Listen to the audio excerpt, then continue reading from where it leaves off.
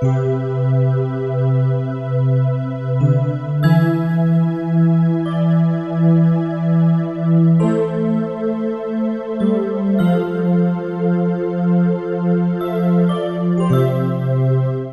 welcome everyone, welcome. I'm Jim Tulip and I'm the MC for this afternoon. Very pleased and feel privileged to have this role. It's a project that's quite close to my heart, as well as the fact that I've got some of the writing in the book that I identify strongly with Eugene and his work. But we're here this afternoon to celebrate the launch of a book, This Tortuous Ridge, Linden to Lawson, edited by Eugene Stockton. And the book is to be launched by Dr Grace Karskens, Associate Professor in the School of Humanities and Languages, University of New South Wales. She is one of the outstanding scholars in colonial history, in urban and environmental history, and cross-cultural history. And it is right in introducing a book so intimately involved with the land that we acknowledge the Darug and the Gundungurra peoples, the traditional custodians of this land. We also pay respect to the elders, past and present, and extend that respect to other Aboriginal people present here today. It is therefore our great pleasure to welcome Dr Grace Karskens of the University of New South Wales to launch This Tortuous Ridge, well known to Australian readers as the author of the award-winning book The Colony, A History of Early Sydney, and for her earlier study, The Rocks, Life in Early Sydney. Along with many prizes and awards, Grace Karskens is interested in promoting historical understandings and awareness to wide audiences through writing, film, museums, and online. We could not ask for a better person to respond to and launch this book. Please welcome Dr Grace Karskens.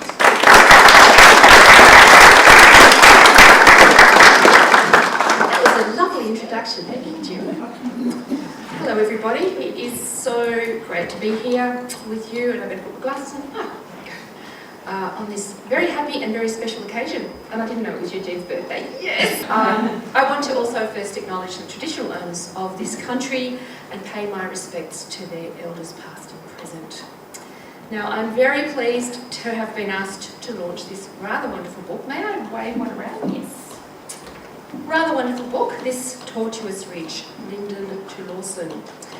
And I thought I would, Jim stole my thunder a little bit, but I will follow on from what you said, because I would like to say a few words about the editor, Eugene Stockton, who is clearly the powerhouse behind this book, along with Allan Walsh. Now, I know you are all aware of the treasure you have with Eugene in your midst. He's an inspirational and irrepressible catalyst for bringing people together, for capturing and spreading the knowledge and spirit of place. You know his contributions, but let me just give words to some key aspects today. I understand from reading about Eugene that his early and abiding fascination with the Aboriginal archaeology of his home country here in the Blue Mountains, I'm going to get that right. It was that led him to pioneer the study of sites and artefacts here in this region. And what he actually did was to show, through patient field work and scientific analysis, that the Blue Mountains were in fact populated by Aboriginal people. Well, we all know that now, don't we? But in the 1960s and 70s, most archaeologists did not. They simply assumed the mountains had repelled Aboriginal people as they had the early white settlers. So in that way, Eugene's work has been particularly groundbreaking in many other ways as well. But put simply, in this case, he made the archaeology of the Blue Mountains and Western Sydney visible in an age when archaeologists' gaze were firmly fixed on the deserts or Tasmania. But Eugene didn't stop with the academic journals, no. He wanted to close the circle and connect this knowledge with places and the wider community of the Central Blue Mountains. And so we have, as Jim mentioned, the Blue Mountains Educational and Research Trust, which he founded, and the many splendid volumes that it has produced, now including this Tortuous Ridge. So I wanted to start with Eugene's life contribution because his fingerprints are all over this volume, all over them. There are big ideas, as Jim mentioned, pulling these excellent chapters together. And one of them is the texture of place that's built up in layers by drawing on different perspectives and disciplines. So the book roams through archaeology, ecology, history, heritage, and more. Now, as a historian who always wants to know everything about a place, I just want to cheer. It's fantastic. It's wonderful. And this holistic way of proceeding is part of the larger themes threaded through the heart of this book. Now, for example, listen to Eugene's opening line.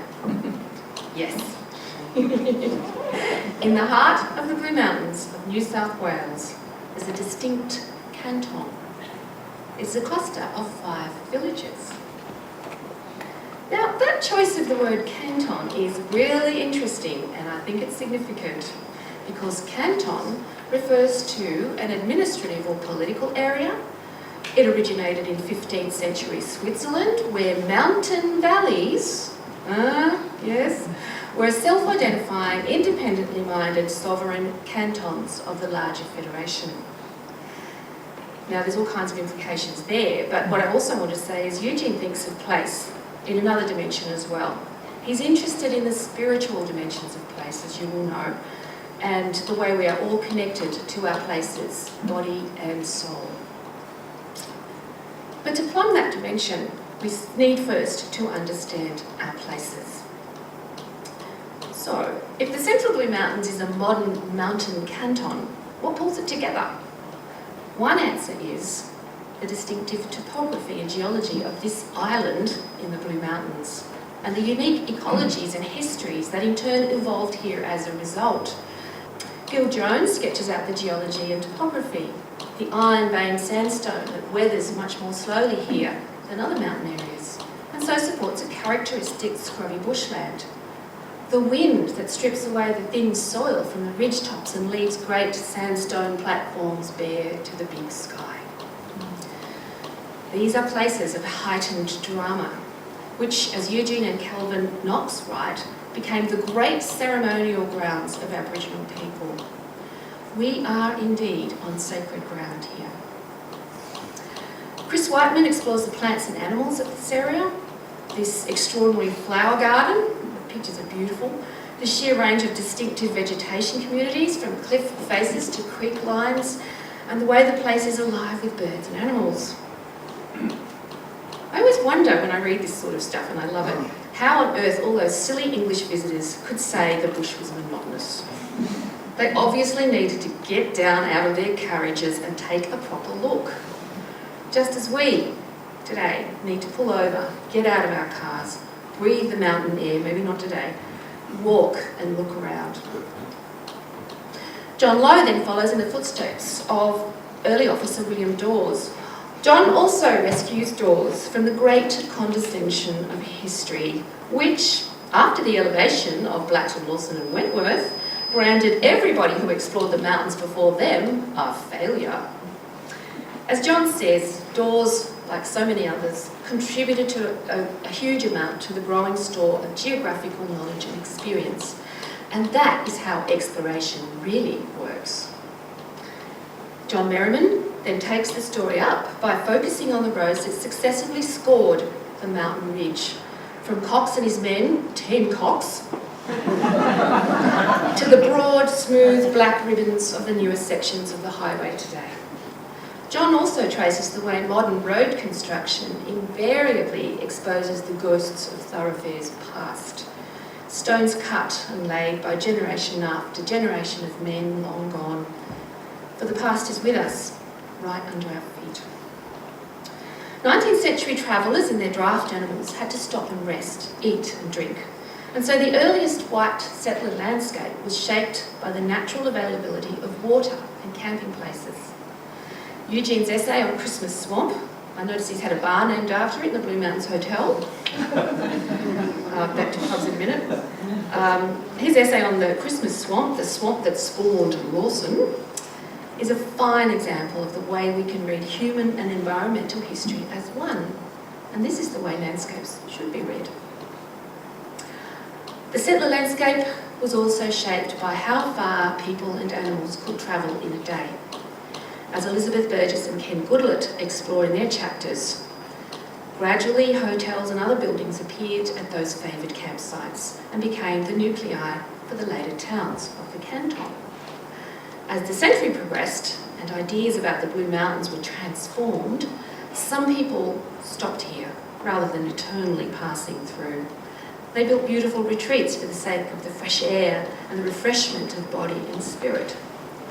As Eugene Stockton writes, eventually tourists, holiday makers, honeymooners and day trippers came to see the mountain's sublime sights. Meanwhile, locals busily built the houses, gardens, shops, schools, halls, churches and the organisations of the five towns. And distinctions continued.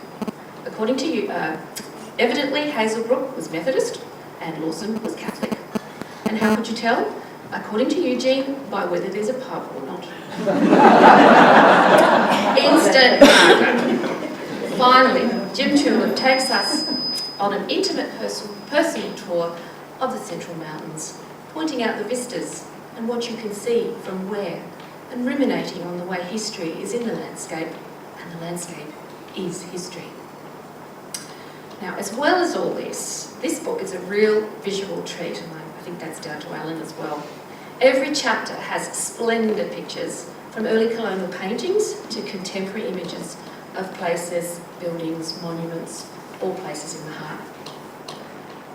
Imagine coming upon this book in 100 years' time and seeing how they lived in the olden days, and better still, learning what they cared about.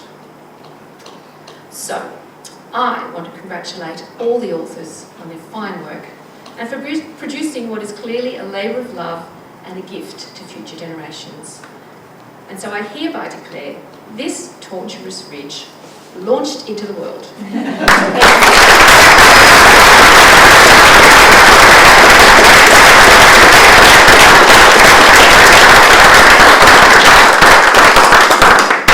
Eugene, would you like to respond to these? If I can. If you can. First of all, I'd like to thank you. I'm just amazed at the number of people who turned up today, and that's so kind of you to help us to launch this book. And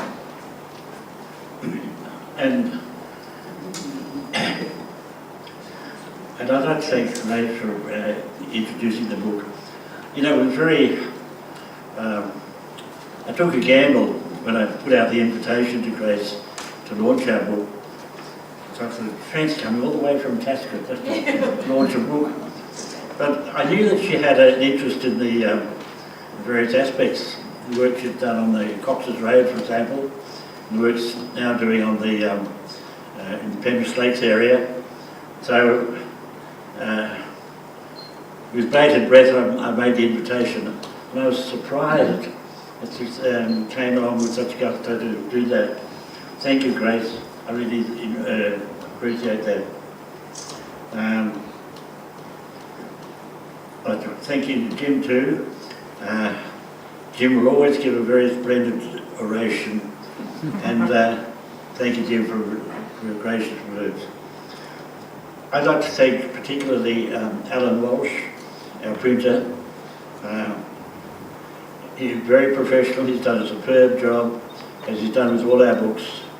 And in fact, we couldn't get anywhere without his expertise and his enthusiasm. And also the way it's organised today, etc. A man who's got great attention to detail. I find it very satisfying working with Allan, as other authors have. You know, mostly people who write a book, send the manuscript off to a publisher, and hope for the best. But with Allan, it's a continual back and fro between the author and the printer.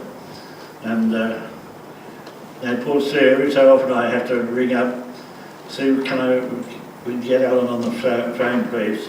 I've got to put a comma after that second sentence.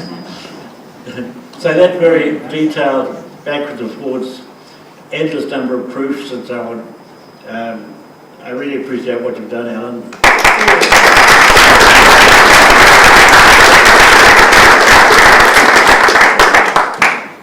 This whole event started, we wrote a book that's on sale there today, and a second printing in fact, a book on Sydney Rock. That's that rock at the corner of Summer Street and the highway.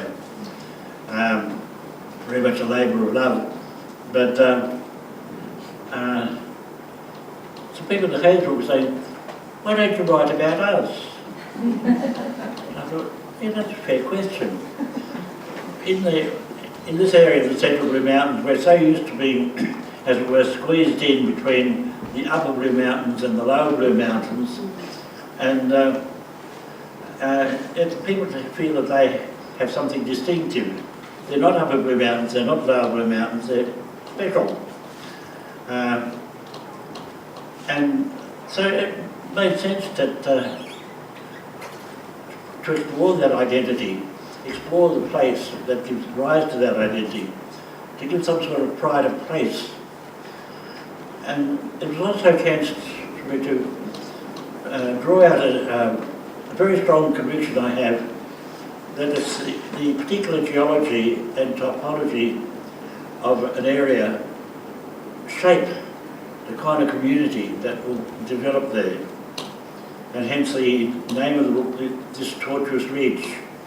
It certainly is very different from other parts of the Blue Mountains.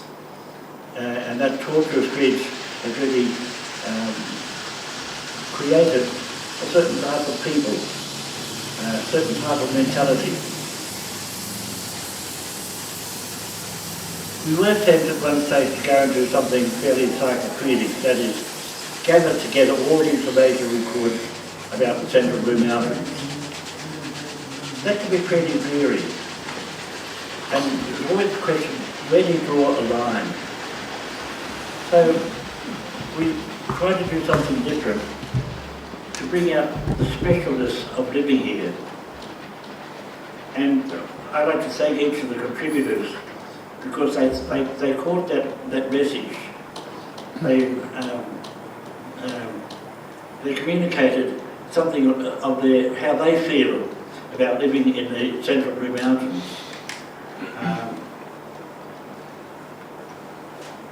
And so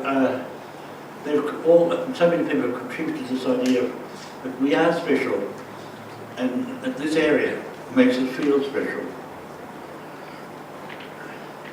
Some people went to extraordinary lengths in their contribution. I was very conscious with each of the writers. Some writing with certain difficulties, some finding it hard to get sources and so on. I'd like to pay tribute to Chris Whiteman, for example. Chris went trudging out in the bush to find rare plants, which he was able to photograph, and beautiful photographs of that. As I found from his work on the Sydney Rock, he's indefatigable. Likewise, Allan, he went traipsing up and down the highway and looking for photos and so on. I'd like to thank Brian Fox, for example, who supplied a lot of very important information which didn't actually get into the book but guided the writers in identifying places. Many of the places that they're dealing with have changed their names, and that can be confusing. So Brian gave us a very important diagnostic tool there. And so many of you have contributed to this final product. And I hope that you feel a sense of pride in what you have produced and made available then to the rest of the people who live in this western part of the Blue Mountains.